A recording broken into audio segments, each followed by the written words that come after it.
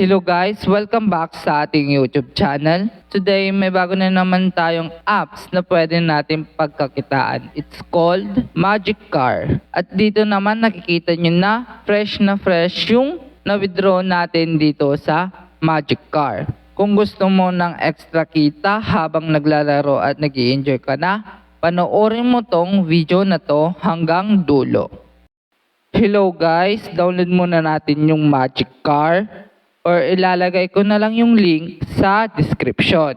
A few minutes later. After natin ma-download, click lang natin yung play and click natin yung login. Dalawang option lang yan, Facebook and Google. Sa akin naman is Google. Click natin yung play at dito meron naman siyang tutorial.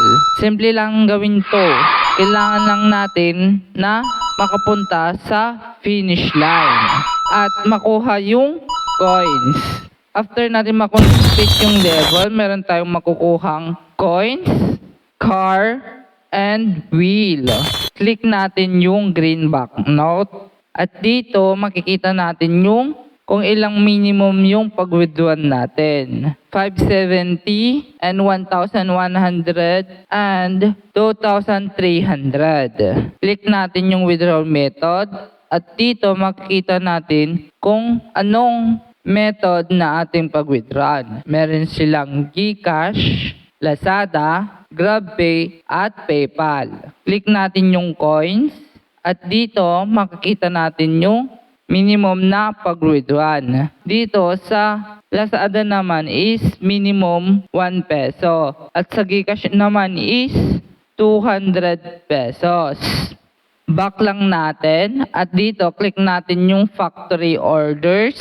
And dito makikita natin yung naipon natin na coins at shield ng car and wheel. At yung isa naman doon is yung ilang mystery yung makukuha natin via invite para ma-withdraw natin yung nakuha natin na coins sa paglalaro. Back lang natin at click natin yung grand prize. At dito, kapag natapos natin yung mga level, meron tayong makukuhang green banknote. Back lang natin and click natin yung mission. At dito naman, dapat natin makumpleto yung mga mission nila para makuha tayo ng ibang prize at especially yung certificate. Dito kasi, kailangan natin yung certificate para ma-withdraw natin yung green banknote. Click natin yung invite at dito makikita natin yung na-invite natin at dito natin makukuha yung treasure chest. Click natin yung ID or invite ID. Dito, type lang natin yung invite code. Kung wala pa kayong invite code, is ilalagay ko na lang yung description yung code ko kung gusto nyong gamitin para makukuha tayo ng 55 green banknote.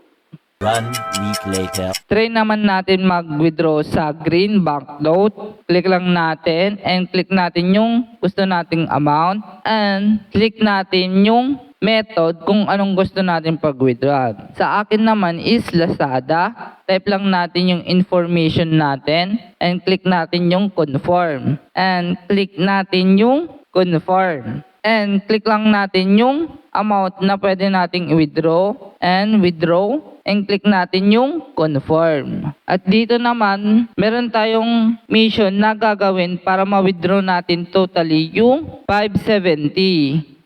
Kailangan daw natin na makapasa sa checkpoint na 10 beses. And click natin yung check. Check lang natin yan hanggang maubos yung certificate natin. Dalawang option yan na pagpipilian. Pwede yung certificate and yung invite. Kailangan lang natin dito is makapasa sa checkpoint ng 10 beses. 1 week later. Hello guys, di ko natatapusin yung checkpoint dito. Try naman natin mag-withdraw dito ng coins. Click lang natin yung coins and click natin yung withdraw. And click natin yung confirm. And click natin yung happy to accept. Dito, maghihintay lang tayo ng 3 to 5 days. Pero wala pang 1 day is natanggap na natin yung na-withdraw natin. Tignan natin yung GCash account natin. At yun guys, natanggap na natin yung na-withdraw natin dito sa Magic Card. Kung nagustuhan mo tong video na to, please subscribe and click mo na din yung notification bell para updated ka kung meron tayong bagong video.